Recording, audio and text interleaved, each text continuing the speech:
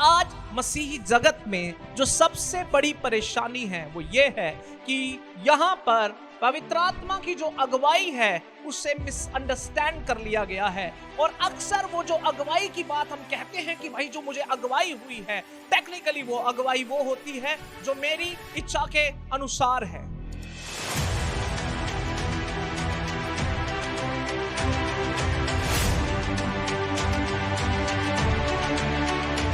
आइए परमेश्वर के वचन में से निकालेंगे रोमियो की पत्री 8 अध्याय और उसका 14 वचन। यहां पर लिखा है, वो सब लोग जो परमेश्वर की आत्मा के चलाए चलते हैं वे परमेश्वर की क्या हैं? वो संतान है परमेश्वर की। हालेलुया।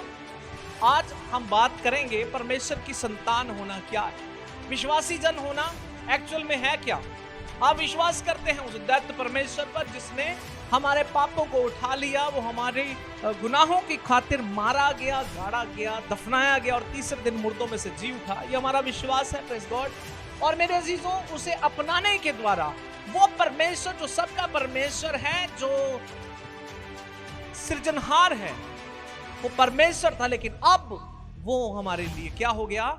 पिता हो गया। अब उस रिलेशनशिप को कायम रखने के लिए जो काम है, वहां लिखा है कि जो लोग आत्मा के चलाए चलते हैं वही तो उसके बेटे होंगे, वही उसकी बेटियां होंगी। हालेलुया।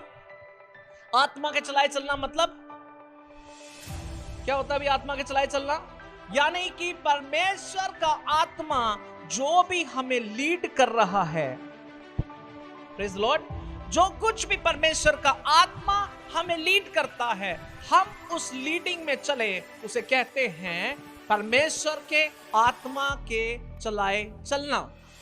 हालेलुया। किसकी लीडिंग में? किसकी लीडिंग में? परमेश्वर के आत्मा की लीडिंग में। आज परमेश्वर का आपसे बात करने का जो तरीका है वो क्या है? अपनी पवित्र आत्मा के द्वारा, अपने दास दासियों के द्वारा, वचनों के द्वारा, या फिर हमारे किसी भाई बहन के द्वारा। हालेलुया। लेकिन आज मसीही जगत में जो सबसे बड़ी परेशानी है वो ये है कि यहां पर पवित्र आत्मा की जो अगुवाई है उसे मिसअंडरस्टैंड कर लिया गया है कि पवित्र आत्मा जो है मुझे ये कह रहा है करने को, मुझे वो कह रहा है करने को। पवित्र आत्मा जो है वो क्या कर रहा है? अलग अलग रीति से मुझे ये अगुवाई कर रहा है। और अक्सर वो जो अगुवाई की बात हम कहते हैं कि भाई जो मुझे अगुवाई हुई है, टेक्निकली वो अगुवाई वो होती है जो मेरी इच्छा के अनुसार है। हालेलुया। जो मेरी इच्छा के अनुसार है। अक्सर हम इसी चीज से जूझते हैं। मैंने पिछले सप्ताह भी एक बात कही कि भाई वचन साफ साफ कहता है, प्रियो, हर एक आत्मा की प्रतीति ना करो। तुम कह रहे हो कि तुम्हें अगुवाई हो रही, लेकिन प्रभु का दास कहता है हर एक आत्मा की प्रतीति ना करो, परंतु आत्माओं को परखो। You should have the discernment. तुम्हें परख होनी चाहिए कि तुम किस की आवाज सुन रहे हो। क्या यह परमेश्वर की आत्मा है? क्या यह प्रभु का ही वचन है? क्या ये मेरे मन से निकली हुई आवाज तो नहीं? क्या ये दुष्ट तो नहीं मेरे मन में डाल रहा? लेकिन अफसोस, यहां दिक्कत क्या है? यहां दिक्कत ये है कि हम हलीमियत को गवा चुके हैं। हम नम्रता और दीनता को गवा चुके हैं। Praise the Lord. अक्सर आत्मिक जगत में आप देखोगे जिस किसी के ऊपर कोई पवित्र आत्मा का वरदान जो है कार्य करना शुरू कर देता है, मनुष्य यहीं पर क्या करता है? चोट खाता है। उसे पता ही नहीं लगता कब वो घमंड में आ जाता है और वो कहता है कि मेरे द्वारा ये हो रहा है। Praise the Lord. लेकिन मैं आपसे सत्य कहता हूं, और मैं फिर से आपको ये स्ट्रेस डालकर ये सत्य कहता हूं कि ना तो आप कुछ हैं और ना ही मैं कुछ हूं। करने वाला, कराने वाला वो पवित्र आत्मा है जो यीशु मसीह के नाम में अपने कार्य को करता है। आपके ऊपर यदि किसी के लिए दो बातें जाहिर हो गई हैं, प्रेज़ गॉड, तो फिर मेरे अजीजों ये परमेश्वर का काम है। हमें सिर्फ और सिर्फ और केवल सारी महिमा प्रभु को देनी है। यहां दिक्कत यह है कि जब हम जानते हैं कि ये चीजें सही बैठ रही हैं, प्रेज़ लॉर्ड, जब ये चीजें सही बैठ रही हैं तो जानते हो क्या होगा? तब हम क्या करते हैं? कई बार हम उछलकर आगे चले जाते हैं। हमारे लिए जो लाइन ड्रॉ कर दी गई है उस लाइन से भी 2 कदम आगे चले जाते हैं, जहां पर हम कहां पर हैं? अपने उस कवरिंग से बाहर आ गए हैं, कवरिंग से बाहर आ गए हैं जो प्रभु ने हमें दी है। वरन यहां पर दुष्ट पूरा फायदा उठाकर क्या कर सकता है? हमें बरगला सकता है, हमें भटका सकता है और हमें क्या कर सकता है? हमारे मार्ग से परे लेके जा सकता है। मैं आपसे फिर कहता हूं, दुष्ट का काम यह नहीं है कि वो डराता हुआ आपको आएगा, बड़ा खतरनाक सी सूरत लेकर आएगा, परंतु मैं तुम्हें कहता हूं कि दुष्ट इतना सुंदर बनकर आएगा कि तुम कहोगे कि ये सुंदर चीज जो है ये प्रभु की ओर से ही हो सकती है, ये शैतान तो दे ही नहीं सकता। लेकिन वहां लिखा है कि दुष्ट कैसा? ज्योतिमय रूप के समान भी तुम्हारे सामने आकर खड़ा हो सकता है। हालेलुया। परसों मेरी किसी से बात हो रही थी, मैंने उनको बोला कि मुझे पिछले साल एक ऐसी अपॉर्चुनिटी मिली जिसमें मैं क्या कर सकता था? मैं यहां से कनाडा शिफ्ट हो सकता था। मेरे लिए ये अपॉर्चुनिटी जाहिर हुई। उन्होंने कहा यही तो बेस्ट अपॉर्चुनिटी थी तुम्हारी लाइफ की। मैंने पूछा आपको कैसे पता? कह रहे नहीं और क्या चाहिए, दूसरे देश में जाकर सब कुछ सेटल हो रहा है। अगर दिस इज रॉन्ग।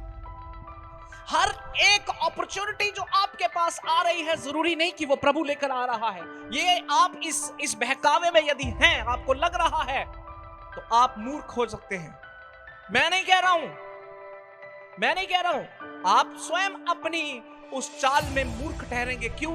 क्योंकि वचन कहता है हर एक आत्मा को परखो। हम कह देंगे हमें फेवर मिला, लेकिन ये दुष्ट का डाला हुआ वो फंदा हो सकता है जो आपको आज नहीं पता लगेगा। आज बहुत अच्छा लगेगा, ऐसा कर लो, वैसा कर लो, प्रेज द लॉर्ड, ऐसा करो। इवन तुम्हें प्रचार करने का मौका मिलेगा, तुम्हारे सामने 10-20 लोग लाके खड़े कर दिए जाएंगे और तुम वाह वाह वाह वाह ताली बजाई जाएगी और कहा जाएगा बहुत अच्छा मेरे भाई, बहुत अच्छा मेरी बहन, तुम बहुत अच्छा प्रचार कर रहे हो, तुम ही हो। तुम्हें आवश्यकता ही नहीं किसी और की, तुम खुद सुनाओ। तुम्हारे खुद के विचार जो हैं वो बड़े अद्भुत हैं, लेकिन वचन कहता है जब तक भेजा ना जाए तो क्यों कर कोई किसी को सुनेगा। हालेलुया। आवश्यकता है इस बात को समझने की कि भाई तुम्हें परखना है अपॉर्चुनिटी प्रभु की ओर से भी है या नहीं। एक तरफ 100 लोग खड़े हैं, जो सुनने के लिए आतुर है, हम सुनेंगे, बड़े खुश हैं, लेकिन 40 दिन के बाद देखेंगे रिजल्ट क्या है? रिजल्ट 0 है। एक तरफ एक ही मनुष्य है जिसे आज आपको जाके वचन सुनाना है, आपके 4 शब्द उसकी जिंदगी बदल देंगे। वो शायद मरने पर है लेकिन आज बच जाएगा, लेकिन रिजल्ट 100%। बताओ जरा क्या कहोगे आप? कौन सा प्रभु की ओर से हुआ?